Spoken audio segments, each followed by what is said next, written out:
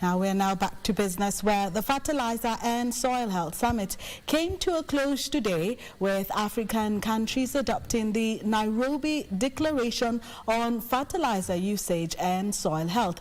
Through the African Union, the countries have committed to triple the use of fertilizer while slashing the cost of commodity on the continent. The document further calls for increased funding to boost production of organic fertilizer on the continent. As the Africa Fertilizer and Soil Health Summit drew to a close, member states jointly committed to prioritize investments in nitrogen fertilizer production that will improve the long-term value of land as a critical asset for farmers. According to the declaration, close to 140 billion shillings of private sector investment will be needed to increase the local manufacturing of mineral fertilizers. For accelerated impact, the target is to triple the local production of organic and inorganic fertilizers by 2034. President William Ruto called for public-private partnerships to help in establishing fertilizer production facilities across the continent. Large-scale subsidized fertilizer use is a necessary imperative. Therefore, as we continue our deliberations, I urge this summit to pay particular attention to several critical areas.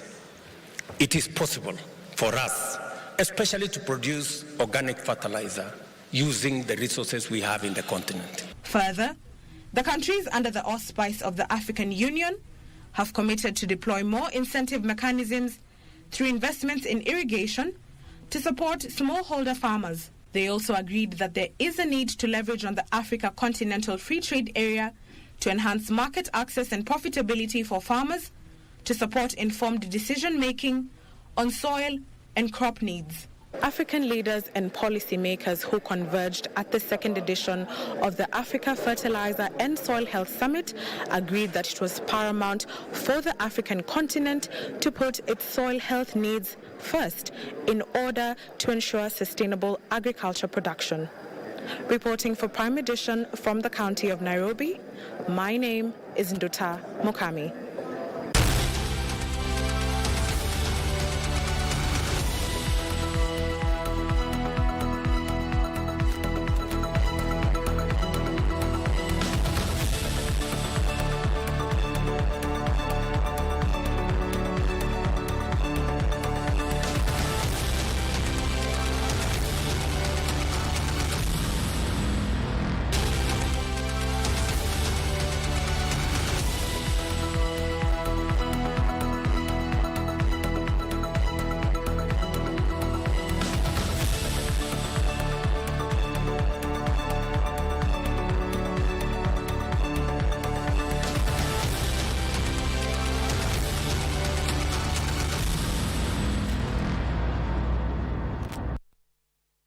Welcome back. Now, last week we had the PS for Agriculture, and a lot of you sent in questions asking more about soil health. Now, we did have a story earlier on the conference that happened in Nairobi, Kenya this week in conjunction with the AU. And in studio today we have Her Excellency Josepha Sako. She is the Commissioner for Agriculture, Rural Development, Blue Economy and Sustainable Environment at the AU. It's a great pleasure to have you here with us today. It's been 17 years of waiting after the Abuja Declaration. Tell us a little bit about what was the mood like during the conference this week. The conference this week is really to, first of all, thank you for the opportunity you gave me, the media, to come and share with you what we did during these 3 days here in Nairobi. The objective of this conference was to evaluate what have we done in the past 16 years. So it's just to track progress of the Abuja Declaration of 2006. So we came here, and together with all the member states, it was a platform for us to discuss not only member states, but all the stakeholders, development partners attended, academia, the youth, women, farmers organizations, they were all there. So it was a very good opportunity for us to inform and present the states from one edition to another of this fertilizer. As you know, fertilizer is a very important input for agricultural productivity. 30% of the agricultural inputs comes from fertilizer. It's not only fertilizer. We have irrigation, good seeds, improved seeds, and mechanization. Those are also the inputs, for the agricultural production. Yes, and earlier today we saw the African heads of states and also government endorse the Nairobi Declaration, and you've just mentioned also just the fertilizer use. But what does this mean for the continent and especially the smallholder farmers, especially in the AU member states? In the AU member states, if you want to compare with other regions globally, we are not on track. Yes. Because we did not even reach the 50 kg per hectare that was a target of the Abuja Declaration. Today, our minimum, we left from 8 kg, but we were in less than 25%, which is very low. Yes. And we know that food insecurity and malnutrition on the continent is really acute in some countries, mostly here at the Horn of Africa. If you look at countries like Somalia, South Sudan, even Kenya also because of the drought, because of the impact of climate change. So all these integrated issues have to be looked really, on the nexus. We cannot talk about food security without talking about environmental factors, because we know that agriculture in Africa is red-fed. So it's either it rains or when it doesn't rain, when it doesn't rain, we have the drought. So all these issues are very important for us to table it and advance with African Union, because African Union, it is our common organization that's composed with the 55 member states, and all of them came. They came here. We came here to look at the agenda and the implementation of the Agenda 2063. Although we have two agendas that we look for and we try to align, because the global agenda is the Agenda 2030, the Sustainable Development Agenda. But we try to, under this platform, we don't look only at the political issue. We look also at the development, the agenda of the development of our continent. So that is why this Nairobi Declaration, it's very important. Last year we were here as well to address the issue of climate change. It was the first consultation that we had as South Africa, and we came out with a broad Nairobi Declaration on climate change. And this year we're for just fertilizer, because we believe that fertilizer is really one of the core, in agriculture. And we have the possibility, we have the advantage the potential to produce, to explore our natural resources. We have a lot of minerals on the continent. So that's why we want really to organize to make sure that we are not dependent on those shocks like we had COVID-19 pandemic. Now we have the war in Ukraine and Russia. It affects us directly because we are net importer of this product, mostly fertilizer. And also make policies that can bring our smallholder farmers, because our structure of agriculture in Africa, majority are smallholder farmers, have access.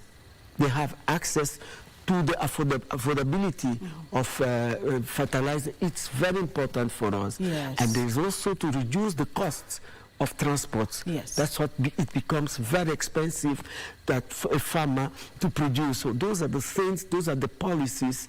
And looking at the socio-economic development of our continent, we need to take care of those that live in the rural area, because majority of our populations are rural. So you cannot be a leader and say, forget those ones that are feeding us. So I think this sector is very important. And at times when we see, when there is crisis, it is an opportunity to change the narrative. And we say that with COVID-19 pandemic, lesson learned, and then this war, we need to take our destiny forward. Yeah. We need to mobilize our own domestic resources to address these issues. Yes. I think that's important, because a lot of times when people watch some of the big conferences, a lot of times we wonder how will it trickle down to the small farmer back in the rural areas. But you also mentioned about evaluation. What would you say are some of the key lessons to be learned from the 2006 Abuja declaration that should also be taken seriously when it comes to the implementation of the Nairobi Declaration? Yeah, Nairobi Declaration is quite huge, you know, because we went to focus on 3 issues. Yes. We made recommendations concerning, when you look, concerning in terms of fertilizer, what can we do, you know, to change if you want to compare with Abuja Declaration, what can we do? What are we taking on table, you know, to change? So everything is contained on the Malabo, on the declaration. This Nairobi Declaration. We looked also the issue in terms of soil health, because if you look at Nairobi Declaration. No, Maputo Declaration. We have all these declarations. All this is in agriculture. If you look at the Abuja Declaration, during that summit, they did not talk about the soil. It was just fertilizer. But lesson learned is that we have to look at the soil, the status of our soil, before we apply the fertilizer. So it's just like you know, going to the hospital and they're telling you take aspirin, but you don't know, you didn't do the diagnosis. What are the status of that soil? So this is, we believe that this one is more comprehensive, it's more concrete, you know, and it's less dependent, because we don't want to continue be dependent.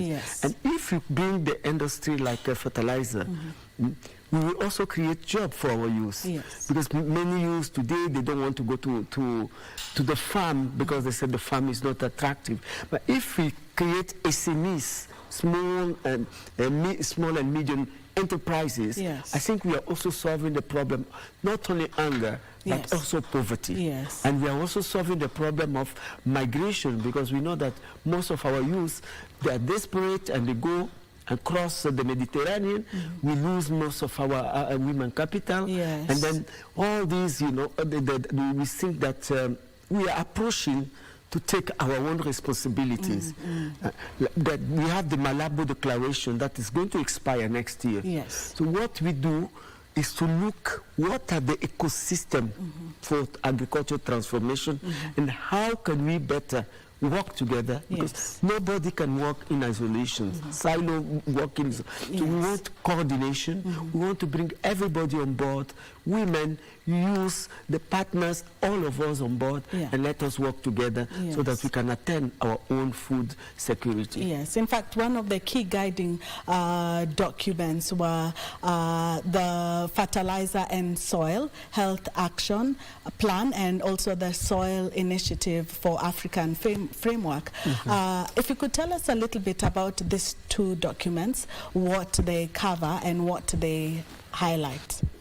When we talk about the 2 documents, one is the next year, the next 10 years action plan, because the one of Abuja has expired since 2015, and we did not had time to move from one transition, from that transition, and build another one. It's only now that we are trying to build the 10 years action plan. We worked very hard and we identified the gap, and we brought a 10 years action plan with all the stakeholders. We had the regional consultation, we had national consultation with our member state to see what do we want to this 10 years action plan look like. So we have this 10 years action plan. Any commissioner that comes at the African Union, they will meet this tool for implementation. So it's all about investing on private sector should come. is one of the areas also we want, to that private sector should invest. Today, when you look at the continent, we have some few plants that are coming, or some few fertilizer production facilities that have been there. Morocco is one of the biggest with OCP. We have also Egypt in the northern country, and we have Dangote in Nigeria. So, and we also at the African Union, we have our own African Fertilizer Development Center, which is in Harare. But due to the issue, the problem, socio-political problems of Harare, all these sanctions, so the fertilizer, the center is idle. So in this declaration, we put it also that we should revitalize that center in order to start also producing, fertilizer. I was there last year in October. I saw the centers that, in fact, they are old, but they're still producing. And they have, Zimbabwe is a country that has a lot of skill and knowledge in this issue, in this industry for fertilizer. One of the challenges that kept on being mentioned about just even the 16 to 17 delay was the financing factor. What is going to be the function of the Africa Fertilizer Financing mechanism, and how will it then interact with the multi-source soil health fund? Fertilizer, the IFFM, like we call it, the African Fertilizer Facility Mechanism, it is already operationalized and is based in ADB, the African Development Bank. It's been, it needs to be strengthened because it's a very, very, very important mechanism, structure for us to implement, because there is no need to elaborate or develop an action plan and you don't look at the way forward of implementation. That is why the Nairobi Declaration also has, we have 4 outputs. Like you said, we have the Nairobi Declaration, we have the 10 years action plan, we have also the soil initiative from Africa, and then we have a mechanism to finance the action plan. This is what we approved today. Our head of state and government, they approved, they endorsed or adopted today the Nairobi Declaration. So with the Nairobi Declaration, we should follow all these steps because we have the tools. The tool, because the Nairobi Declaration is more commitment.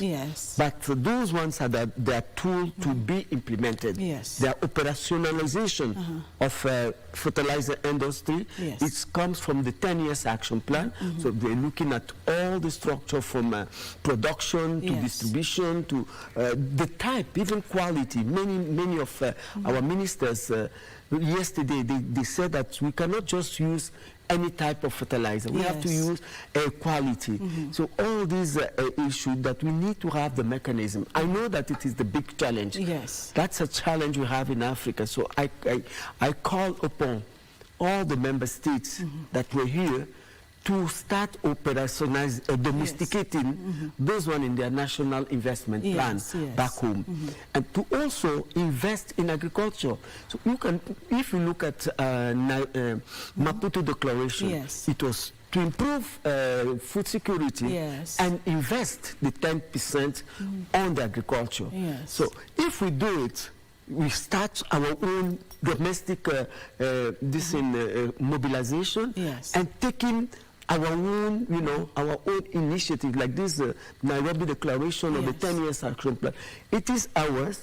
Let us implement it. And then I think we will change the narrative, and Africa will be, the food basket for Africans and also for the world, because we have the potentiality, and agriculture is not a poor sector, should not be a poor sector for the budget attribution. Agriculture is a business. So if we create conducive environment, we will attract the foreign investment. We will start, even the local investors, they will come because they know that this country has a good policy, good environment for them to invest and start trading. This fertilizer, it's really a huge market.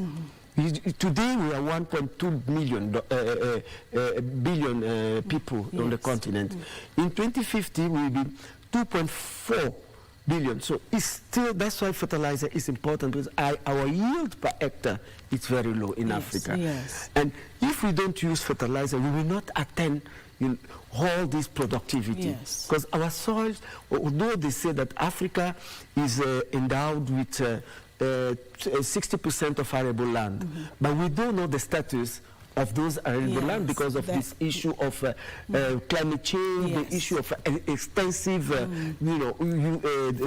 farming, because that one we don't do the proper management of our soil. So I think I'm very, very optimistic that we did a very, very great thing. And we saw the commitment, political commitment of our leader on this business, on this industry of fertilizer. Even as you say you're optimistic, and I can just tell even from the passion that you have, a lot of people will say there's the Maputo Declaration, there's the Abuja Declaration. What is different about the Nairobi Declaration, and will the Nairobi Declaration finally give Africa the solutions it needs? Yes, we did, because we did a consultation before we built this 10 years action plan. So it was based on scientific, we work with universities, we work with a research institution, so that we can have a new model of farming on the continent. So, and we also, with these last two shocks that we had, COVID-19 and the war, so that one also allowed us to really reflect on how, and we also share experience of other regions. We have shared experience of other regions. We worked a lot also with the UN agency, FAO, IFAD, and the WFP. We work a lot with them. So we all work together so that we have a common position.